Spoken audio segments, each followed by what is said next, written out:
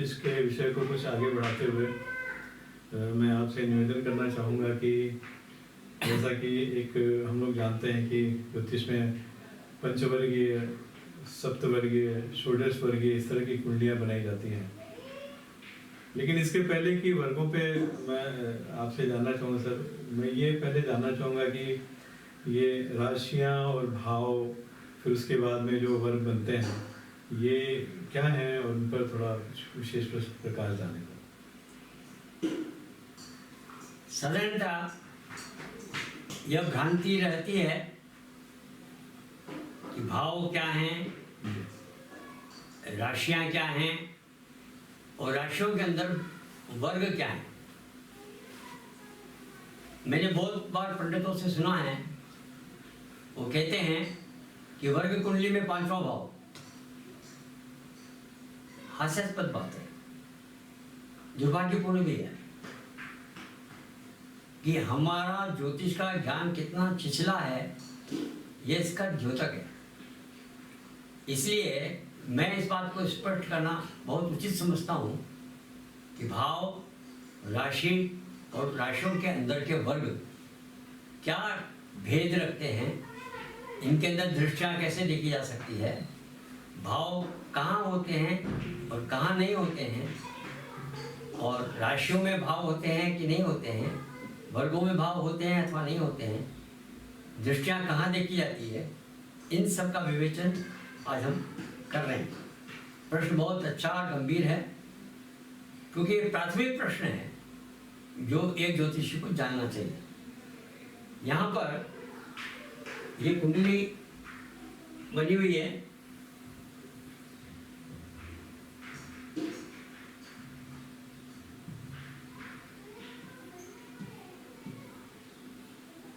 साधारणतया ये खंड हम भाव के रूप में बनाते हैं और इनको 12 भाव कहते हैं, और इनके अंदर राशियां भी प्रकट कर दी जाती है। यहाँ हम 1, 2, 3, 4 लिख दिया करते हैं, परंतु यहाँ 1 लिखने का अर्थ क्या है?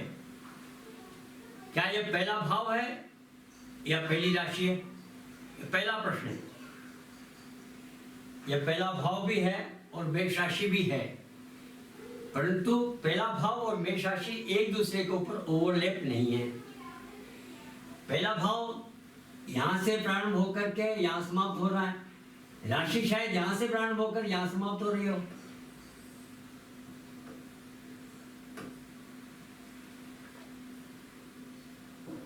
दोनों भिन्न हो सकते हैं। इसको और समझाने के लिए मैं एक बार राशियों का चित्रण मैं आपको स्पष्ट कर दूं कि राशियां इस प्रकार से 4 पदों में बटी होती है। यह पहला पद होता है 90 डिग्री का, ये दूसरा पद होता है 90 डिग्री का, ये तीसरा पद होता है 90 डिग्री का, और ये चौथा पद होता है 90 डिग्री का। 90 डिग्री के 4 पद होते हैं। यही चित्र यदि मैं भाव में जाऊं,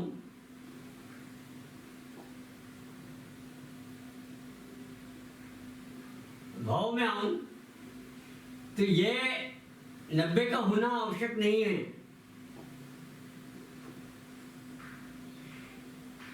ये 115 भी हो सकता है,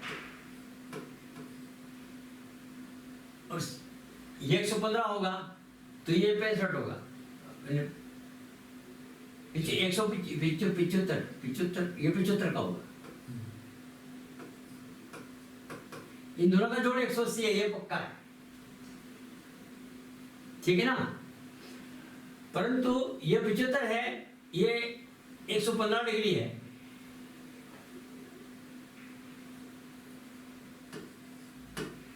तो यहां जो विभाजन है, यहां से 6 भाग करते हैं हम। ये इक्वल भाग बांट देते हैं तो सब भाग बराबर बराबर नहीं होते हैं। इस हिसाब से यदि हम इधर वापस आए और ये मान लें कि भाव मध्य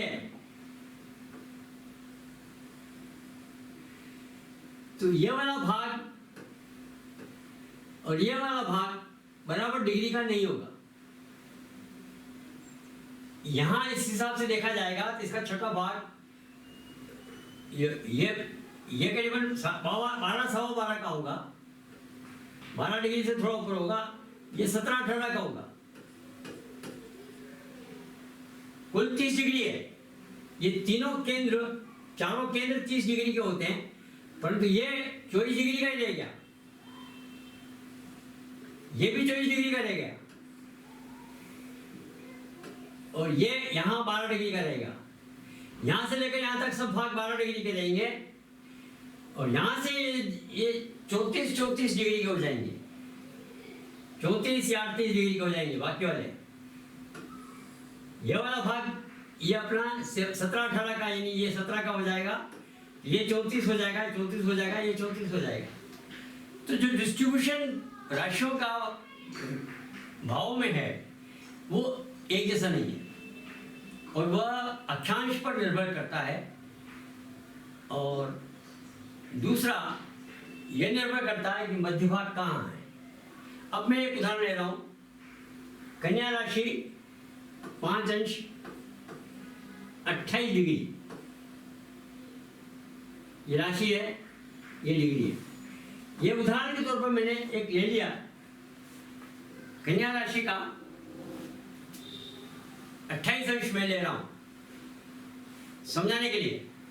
इसका अर्थ यह है कि 28 अंश यहां आ रहा है कन्या राशि का, बाकी 2 अंश बच गए।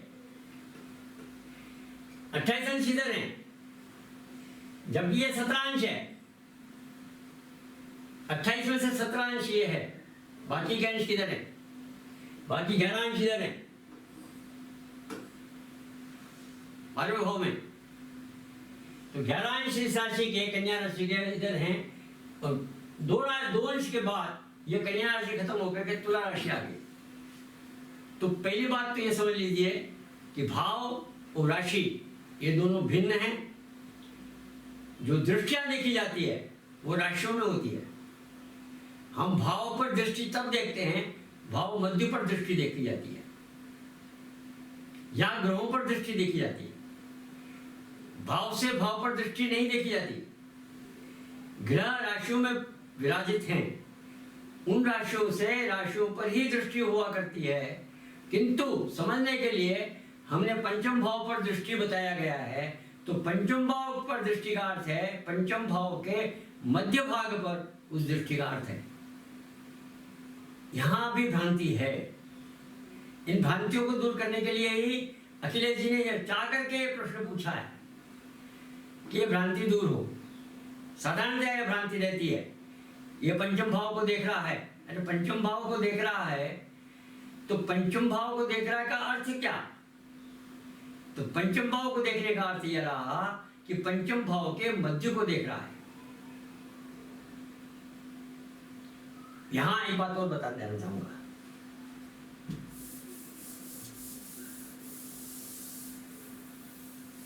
जब भाव विभाजन करते हैं तो यहां हो सकता है कि यहां 6 आवे, यहां भी 6 आवे, हो सकता है। भाव विभाजन में ऐसा होता है क्योंकि यहां 2 अंश बच गए, बाकी राशि इधर चल रही है, तो ये राशि आगे यहां तक जा रही है, और आगे जाने के बाद इसके मध्य तक पहुंच रही है, क्योंकि यहां तो 12 डिग्री 34 डिग्री है, 2 डिग्री इधर से निकल गया, तो हो सकता है कि उसके मध्य तक पहुंच जाए, ऐसी स्थिति बनती है। और वहां तक पहुंच गया तो ये 2 यहां भी है, 6 यहां भी है, 6 यहां भी है। अब 6 यहां, 6 यहां, तो 6 पर दृष्टि है, क्या अर्थ निकलेगा? क्या द्वितीय भाव को भी देख रहा है, वो प्रथम भाव को भी देख रहा है? ऐसा नहीं। यहां कन्या राशि के यहाँ कन्या राशि का 28 अंश, या कन्या राशि हो ही नहीं सकती, कन्या राशि यहाँ हो सकती है, सॉरी ये यहाँ हो सकती है, यहाँ 28 अंश है तो यहाँ हो सकती है। तो यहाँ दृष्टि यहाँ और यहाँ नहीं होगी, क्योंकि यहाँ जो अंश हैं ये 28 अंश हैं, यहाँ जो अंश होंगे 1-2 होंगे, 1-2 डिग्री होगी, तो 1-2 डिग्री पर दृष्टि दूसरी होगी, 28 डिग्री पर दृष्टि दूसरी होगी। दृष्टि तो ठीक एक बिंदु पर होती है, या 28 डिग्री पे होगी या 12 डिग्री पे होगी, ऐसा दृष्टि जब निकाली जाती है तो उस बिंदु पर निकाली जाती है जो भाव के मध्य में हुआ करता है। दृष्टि, राशि और भाव, ये बात मैंने अभी बताई। इस पर कभी कोई प्रश्न है तो अखिलेश जी को कहूँगा वो प्रश्न पूछें ताकि मैं इसको आगे बढ़ूँ। सर इस उदाहरण में जो मैं समझ सका, ये 28 डिग्री भाव मध्य है। हाँ केवल 2 डिग्री अगर और आगे बढ़ जाते हैं तो कन्या राशि पूरी हो जाती है। बिल्कुल। फिर उसके बाद में तुला राशि का प्रभाव आ जाएगा। हाँ बिल्कुल बिल्कुल। तो इसका मतलब ये हुआ कि जब हम फलित में व्याख्या करेंगे हाँ तो यहाँ पर कन्या राशि और तुला राशि दोनों के फल आने चाहिए। बिल्कुल बिल्कुल आएंगे, निश्चित आएंगे। जी जी निश्चित आएंगे। और दूसरा यही नहीं, मैं इसको दृष्टिकोण के रूप में बताना चाहूंगा। जी। अभी मैं इसको दृष्टिकोण के रूप में बदलता हूँ। ठीक है। तो ये इस प्रकार से हो जाएगा। कन्या राशि के दृष्टिकोण गिनेंगे तो कन्या का तीसरा दृष्टिकोण मध्य में आया। कन्या राशि का तीसरा दृष्टिकोण यानी 6, 10 और 2। तो यहाँ कन्या राशि का जो मध्य आया वो दृष्टिकोण में यहाँ लिख रहा हूँ 2। यहाँ कन्या राशि 6 और इसका जो पहला दृष्टिकोण आया यहाँ 6, दूसरा दृष्टिकोण 10 और तीसरा। ये मैंने 3 इस प्रकार लिखे। मैं इसको थोड़ा इस तरीके से लिखना चाहूंगा, देखिएगा। यहाँ बताना मेरे को सुविधाजनक नहीं लग रहा, इसको मैं यहाँ लिखता हूँ, यहाँ आपको समझ में जल्दी आएगा। इसको देखिए। अब यहाँ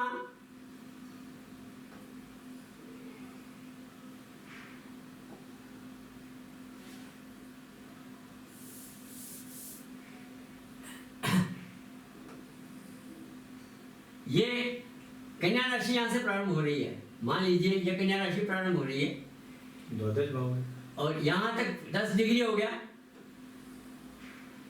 यहाँ तक 20 डिग्री हो गया और यहाँ तक 30 डिग्री हो गया, और ये भाव मध्य है। ये द्वादश भाव है। हाँ? ये द्वादश भाव है, ये द्वादश भाव है और ये लग्न है। मैंने इसको ट्रेड कर दिया समझाने के लिए। तो पहला, ये पहला हो गया, ये दूसरा हो गया, ये पहला दृष्टिकोण हो गया और ये तीसरा दृष्टिकोण हो गया। तो कन्या का तीसरा दृष्टिकोण यानी 2 अंक लिखूंगा मैं। यहाँ मैं लिखूंगा 10, कन्या का 6, ये 10 और 2, ये 3 दृष्टिकोण इस प्रकार से हो जाएंगे। अब एक बात यहाँ और देखिएगा, ये कन्या राशि है, यहाँ पर सिंह राशि है। अब सिंह राशि, अब यह 2 है। अब यदि इसका मैं भाव चित्र बनाता हूं, अब देखिएगा हम क्या करते हैं। हम दृष्टिकोण कुंडली इस प्रकार बना डालते हैं। ये खिसक गया। दृष्टिकोण कुंडली बनाते समय हम लिख देते हैं 2, 3, 4, 5, 6, 7, 8, 9, 10, 11, 12, 1। ये हम दृष्टिकोण कुंडली बना देते हैं। वस्तुतः ये दृष्टिकोण कुंडली मैंने जो बनाई थी, यहाँ इसके मध्य में ये 2 था, यहाँ 10 था, 6 था, 6, 10 और 2 इस प्रकार से आया था। अब यहाँ यदि मैं सूर्य को पास यहाँ शुक्र बैठा दूं, यहाँ शुक्र बैठा हुआ मेरा, और सूर्य को मैं कर्क राशि के मध्य में बैठा दूं, कर्क राशि के मध्य में सूर्य को, यानी दूसरा दृष्टिकोण 8, यहाँ कर्क राशि का मध्य सूर्य यहाँ आया, कर्क राशि के मध्य में सूर्य बैठा हुआ है, अंक आएगा 8। तो इसमें सूर्य यहां आएगा और शुक्र यहां आएगा।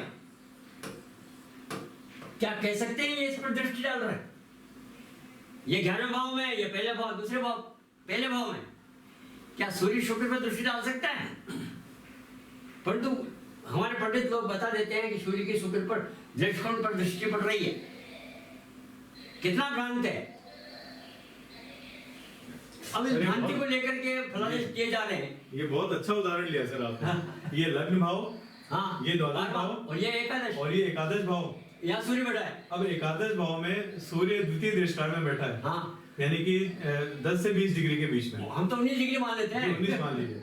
तो अगर ये दृष्टांत कुंडली बनाते हैं, हाँ, तो यहाँ सूर्य यहाँ आएगा। और ये भाव की बात करते हैं, तो उसका मतलब तो ये हो गया कि शुक्र तो लग्न में हो गया, लग्न में हो गया, हाँ, और सूर्य जो है वो सप्तम में हो गया, सप्तम भाव में हो गया। और फिर सूर्य की दृष्टि शुक्र पर पड़ रही है, आपस में तो दृष्टि। आकाशीय दृष्टिकोण से ये बिल्कुल बिल्कुल व्यर्थ है, हाँ, जो कि संभव नहीं है, असंभव है। तो ये बहुत अच्छा उदाहरण लिया सर आपने इस चीज का। मैंने इस उदाहरण को इसलिए लिया है कि ताकि कारण बात को बहुत स्पष्ट समझा जा सके, और ये समझाना इसलिए आवश्यक है कि बहुत भ्रांतियां हैं, और भ्रांतियां उन पंडितों में हैं जो व्यावसायिक रूप से इस कार्य को कर रहे हैं और आंख बंद करके कर रहे हैं।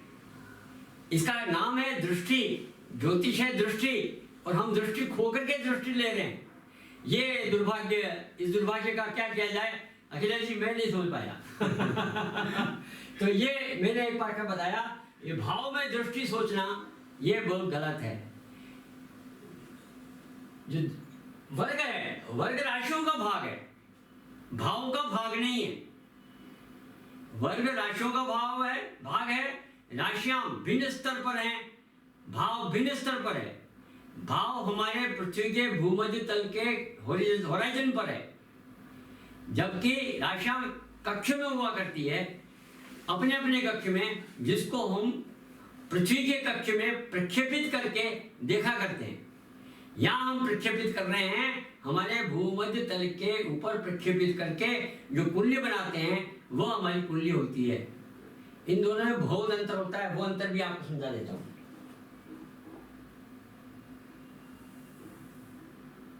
ये नीचे चलता है, और सुविधा बहुत अच्छी है इसकी। हाँ ये अच्छी है।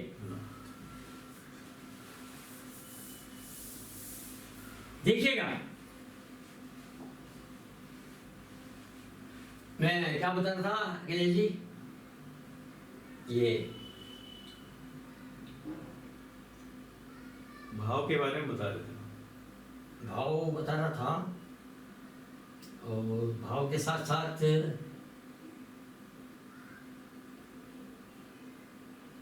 मैं कौन सी चीज को जोड़ रहा था, जिसका भूगोलीय चित्र खींचना चाह रहा हूँ।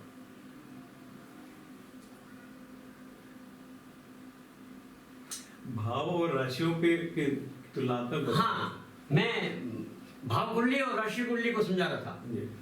तो आप ये देखिए, ये भूमध्य तल होता है, ये इसका भूमध्य तल चल रहा है,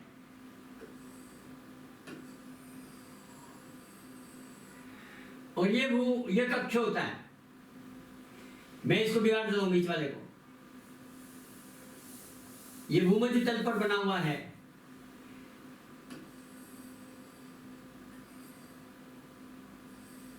और यहां से अपन इस प्रकार से चलते हैं, ये हमारा कक्ष हुआ करता है। ये यदि अपन संपाद बिंदु मान लें तो ये मेष वृष मिथुन, इस प्रकार से मेष वृष मिथुन मानते हैं। अब यहाँ का जो प्रोजेक्शन इस पे आता है, यह 30 डिग्री होता है, तो ये 27.9 होता है, और ये 27.9 हमारे भाव में 27.9 ही आता है।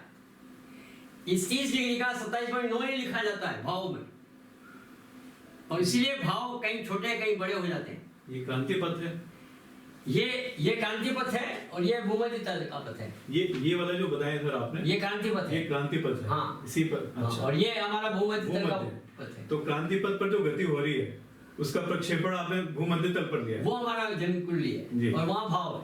जी। तो इसलिए ये इस प्रकार से बनता है। अब ये बातें बेसिक बातें हैं, बहुत प्रारंभिक बातें हैं। आप कहोगे कि कक्षा पहली दूसरी के हमको क्यों पाठ पढ़ाया जा रहा है, परंतु दुर्भाग्य यह है कि पहली दूसरी कक्षा का पाठ क ख ग जिसको बोला जाता है, हमारे ज्योतिषों के पास उसका अभाव है, और फलादेश के बड़े बड़े विद्वान बनकर वो बैठ जाते हैं।